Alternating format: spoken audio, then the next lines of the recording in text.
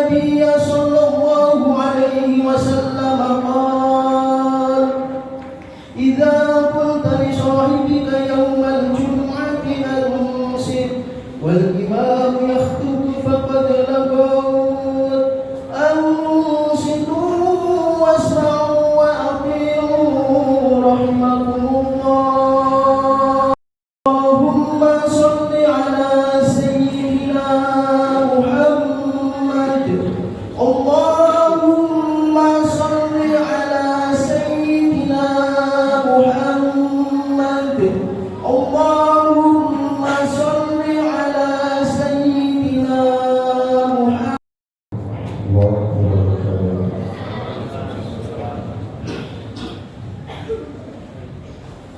الله أكبر الله أكبر.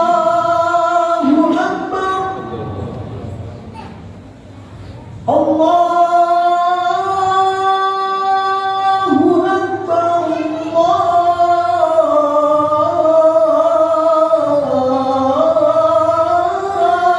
الله أكبر. لا إله إلا الله.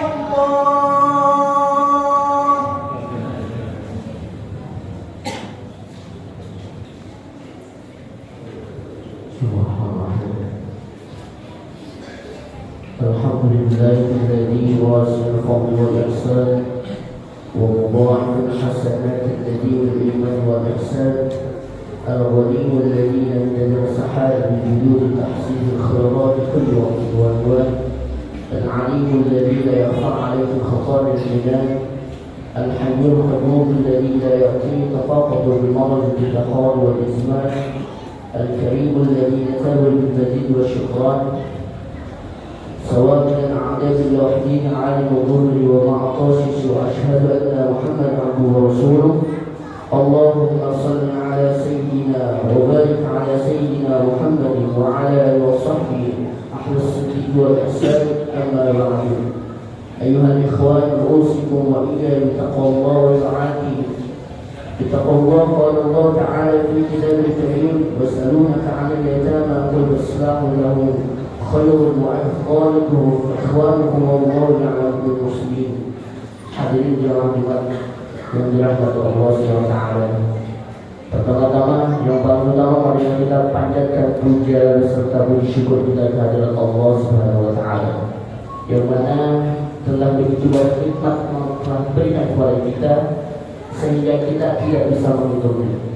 Salawat beserta salam juga tak lupa kita curahkan limpahkan kepada King of the Kingdoms of Creation, Khairul Mahmud Khairul Anam, yakni Habibana wa Nabiyana Karim Kanjeng Nabi Muhammad Sallallahu Alaihi Wasallam, kepada keluarganya, kepada para sahabatnya, dan semoga kita dijadikan umat hingga akhir zaman. Amin. Allah Rabbal Alamin.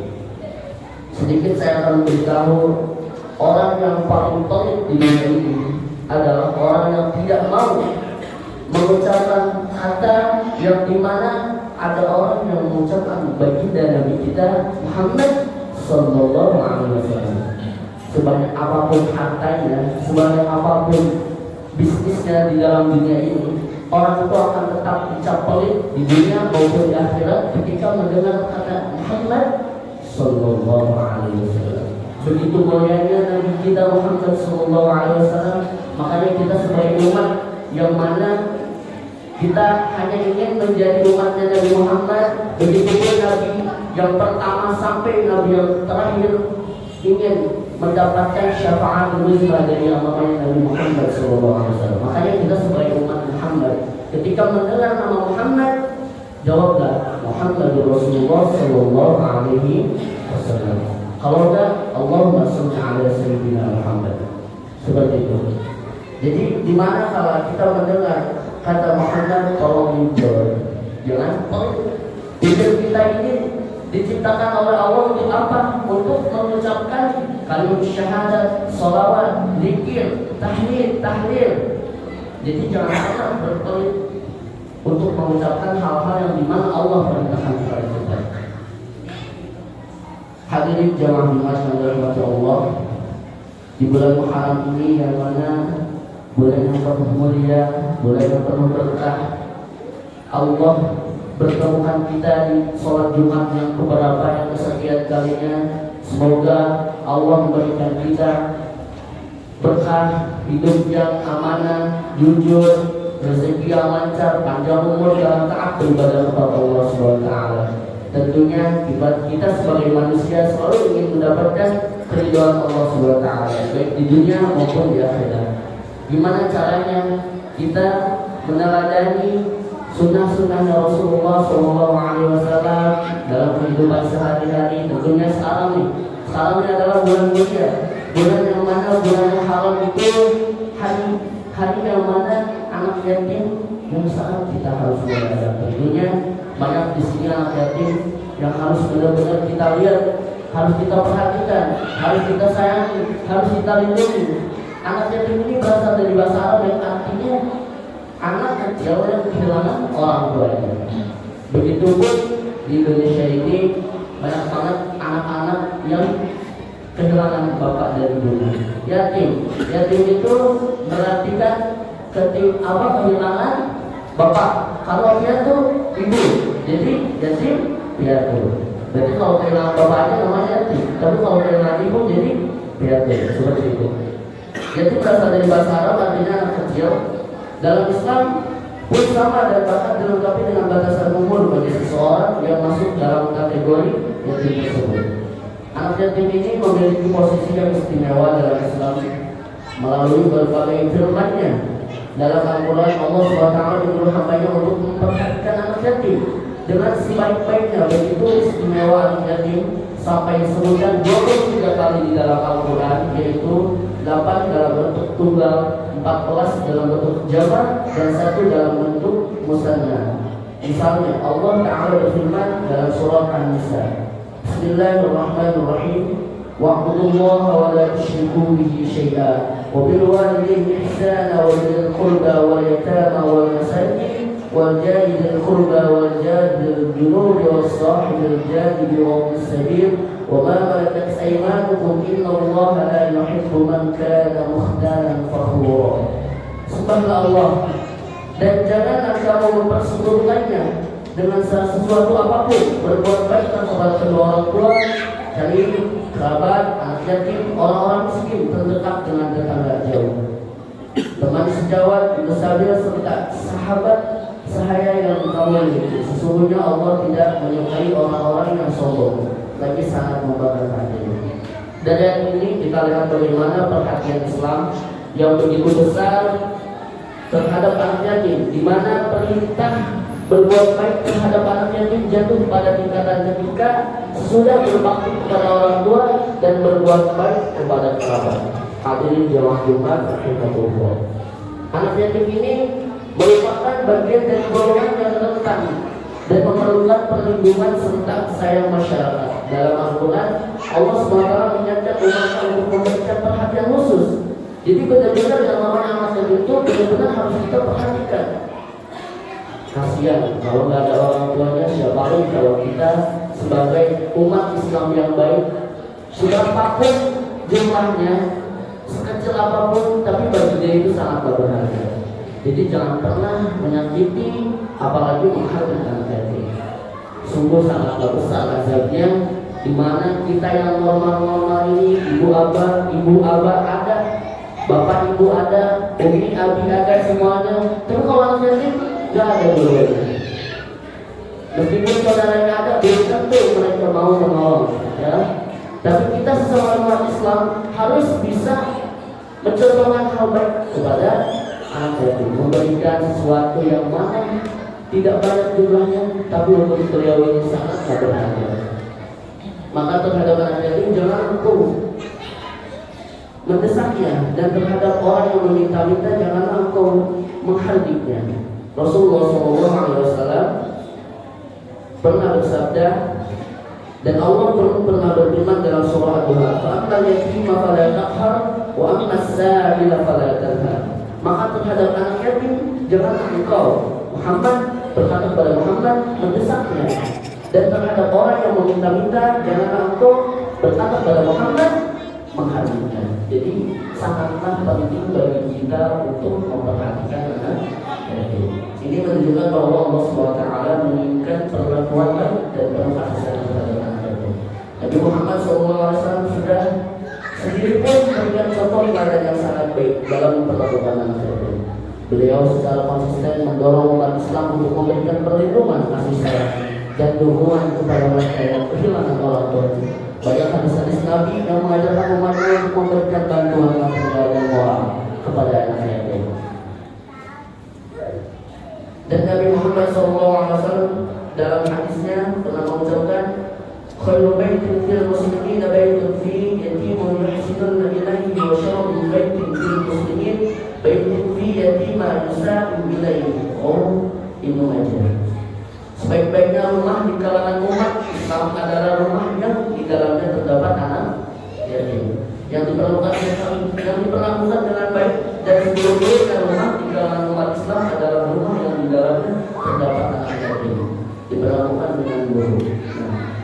Jadi lebih baik tidak ada anak yatim di rumah kalau mau disakiti sama kita, seperti itu penjelasan. Jadi kalau ingin mengadopsi anak yatim harus diperlakukan dengan baik.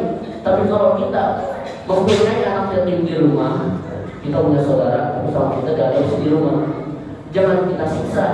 Sama aja rumah itu akan diadopsi sama Allah SWT. Lebih baik kita tidak mempunyai anak yatim, tapi kita mengurusnya di luar. Jangan kita mengadopsi. Kalau mengadopsi itu otomatis seperti anak sendiri yang harus benar-benar diperhatikan.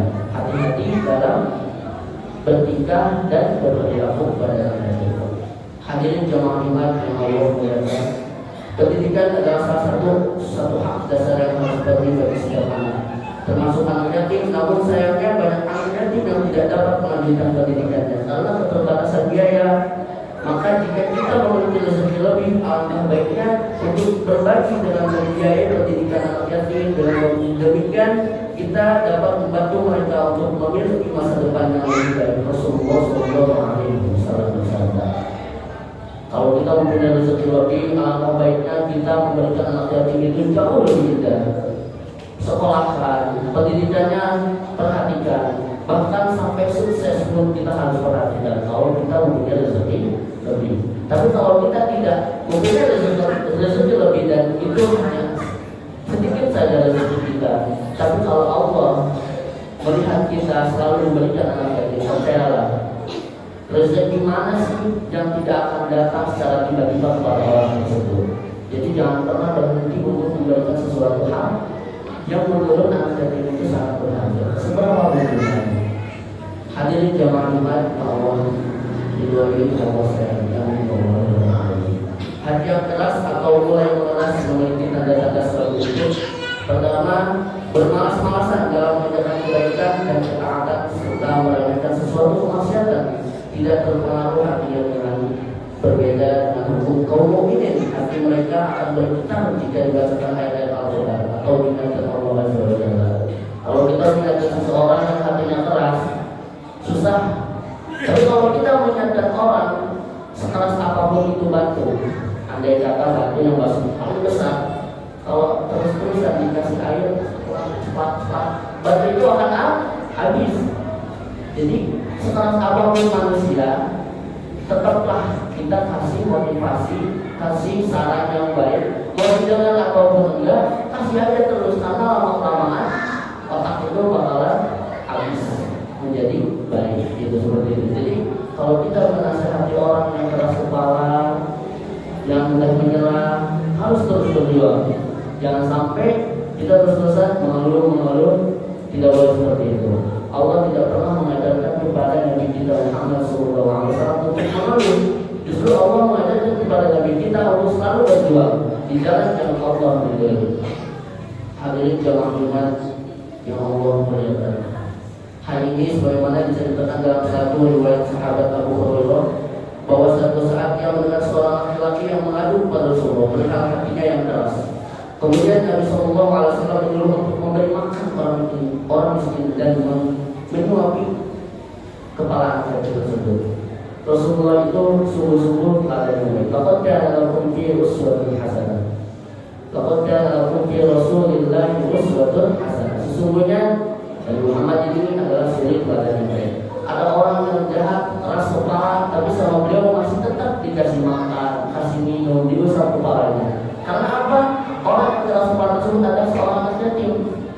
Saking cintanya kepada anak yatim, apalagi kita harus bisa mencontohkan hal yang dilakukan seperti Nabi kita Muhammad SAW. Meskipun tidak sama seperti beliau, tapi setidaknya sedikit saja menyamai, menyerupai hal-hal yang dilakukan oleh Rasulullah SAW.